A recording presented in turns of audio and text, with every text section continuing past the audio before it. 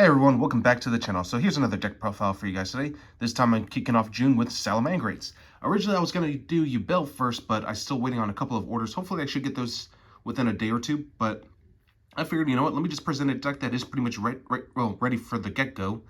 And yeah, I figured Salamangreats a good chance to change up, you know, considering that, you know, the last ban list kind of affected this deck because I was running Bearing to Floor. And not only that, but there was also a few tech cards that actually caught my attention, and I was kind of eager to try some of them out. And not gonna lie, I actually like what some of the new results that these cards can actually produce. So I figured I'd showcase with you guys what I came up with, and yeah, let's just go from there. Alright, so the main deck is 40 cards, starting off with 3 copies of the best card, Salamangreat Gazelle. This card was limited for quite a long time, but you know, it is back at 3. It's been back at 3 for quite a while, so might as well just play it at 3, right? Dumps anything you need, and yeah, it basically just gets your engine started. Next, 3 Spinny. This card's great because, you know, it's an extender. It can actually act as a power boost, which might not come up too much, but, you know, it helps sometimes. And yeah, Spinny just pairs up with Gazelle so well. Next, 3 copies of Flame Buffalo. Not technically a solid card, but I mean, it's a Cyberse. It fits with the archetype, and especially fits with this deck. Is like, I know some people like Lady Debug, some even play Salamangreat of Fire, but of the 3 starters, I think Buffalo is the best one, because like, not only can it help trigger your Gazelle, but it also helps you draw 2 cards. So yeah, Flame Buffalo is just crazy. And having that card advantage does help quite a lot for this strategy. Next, I'm only playing 2 copies of Salamangreat Foxy. I was playing 1 beforehand, but considering we are in a format where there's like a lot of field spells and continuous spells, I think bumping Foxy up to 2 was a good call. I might bring this up to 3, but I'm still kind of iffy on that one simply because I don't want to have too many normal summons in this deck. So yeah, I think Foxy 2 is just right.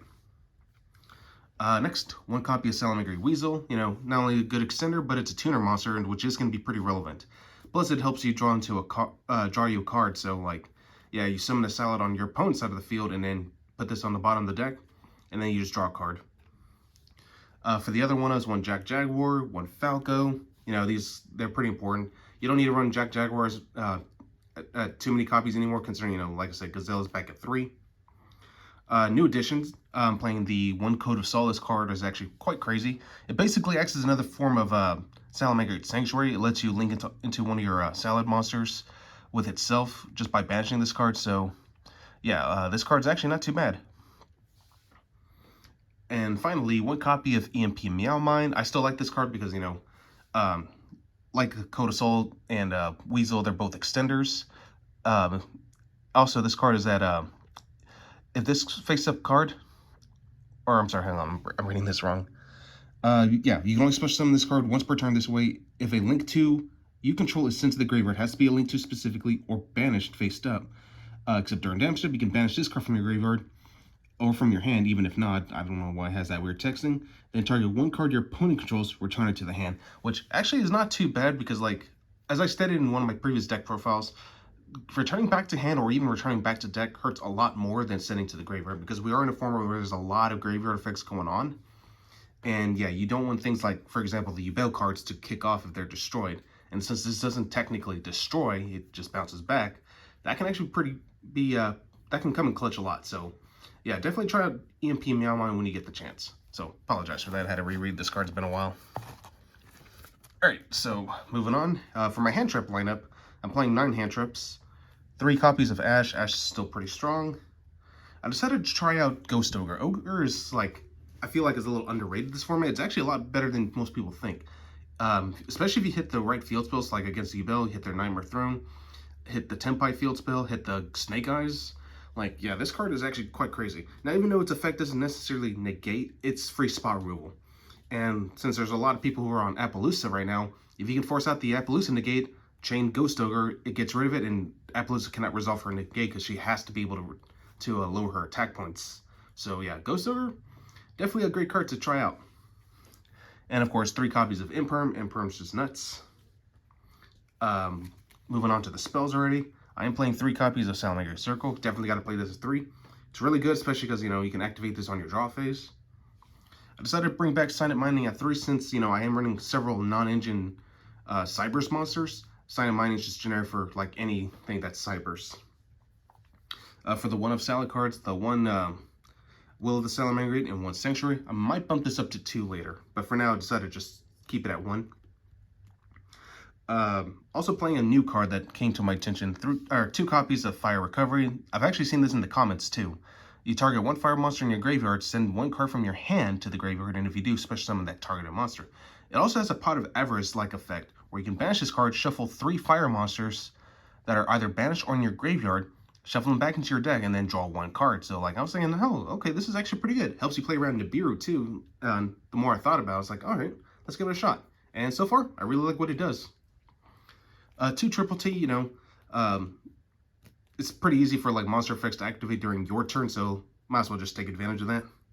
1 Called By, and then of course the only other 2 traps I'm running, 1 Rage, 1 Roar. Rage is crazy, especially if you happen to have the Raging Phoenix linked with itself on the field.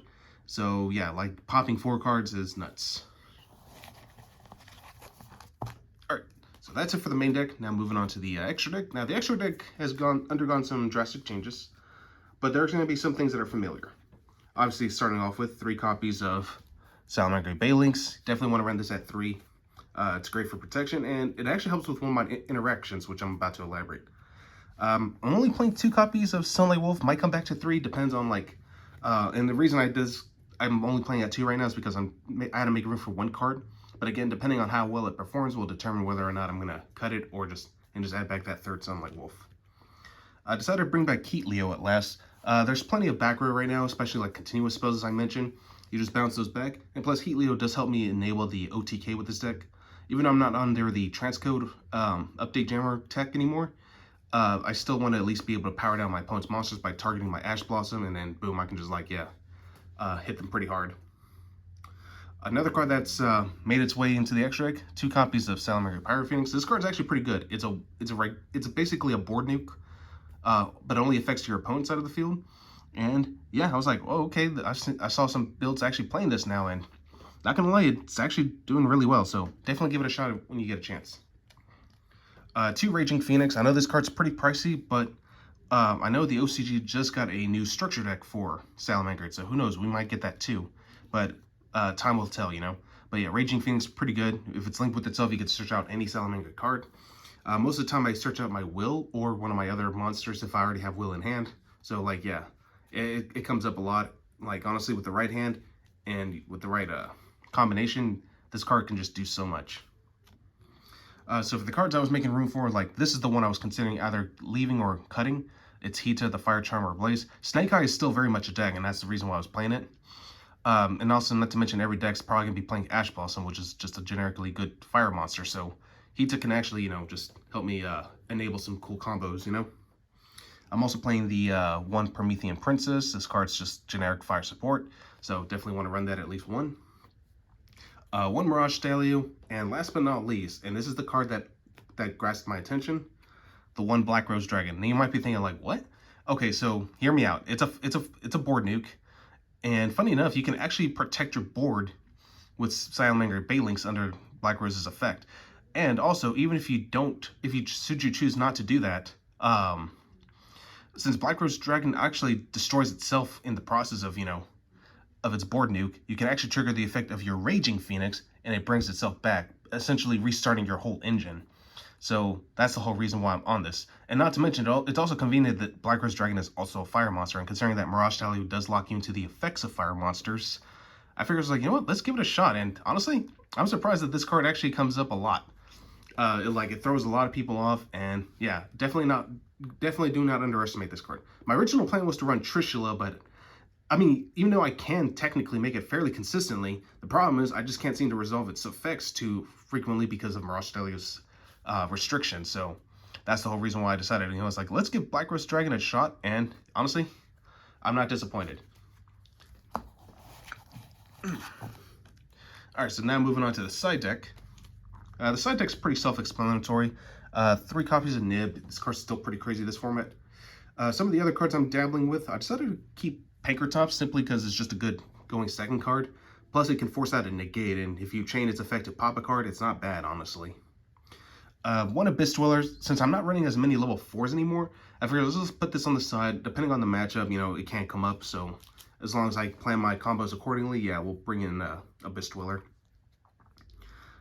3 Forbidden Drawblade, this card's pretty good. 2 Lightning Storm and a Harpy's Feather Duster. And honestly, I was considering cutting these, but I might keep them in just to see if they perform well enough, 3 evenly match. If not, I might try Ice Dragon's Prison or D-Barrier. Just like I said, there's plenty of things you can dabble with, so I'm just kind of like testing the results. But overall, yeah, that's all I got. Well, anyway, hope you guys enjoyed this, and I will catch you guys again next time.